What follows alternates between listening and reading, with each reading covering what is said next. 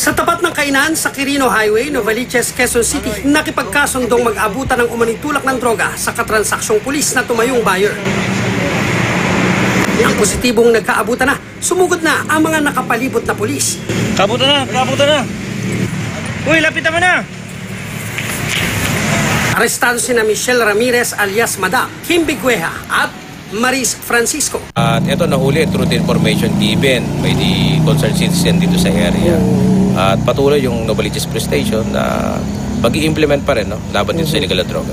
Nakuha sa mga suspect ang 15 gramo ng shabu na nasa 102,000 pesos ang halaga.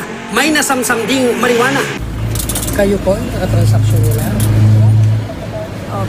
Pinadala lang po Ang alin? para bigay do sa tao yung Yung- pyesa. Anong pyesa? Yun, yung drugs po. Inutusan lang po ako mag-abot. Pinutusan na ano? Mag-abot po. 15 sachet ng shabu naman ang narecover sa mga tulak din umanong sina Jonathan Liansing alias Taho at Rica Dagohoy sa barangay Nagkakaisang Nayon.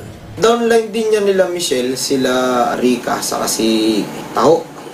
At ang mga parokyano naman na itong mga to, mga truck driver. Searching lang tayo, no?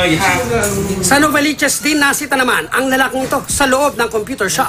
Isang malaking sachet na may marijuana at 27 maliliit na sachet na may marijuana rin ang nakuha sa suspect. Sinampa na ang 6 na suspect ng paglabag sa Comprehensive Dangerous Drugs Act.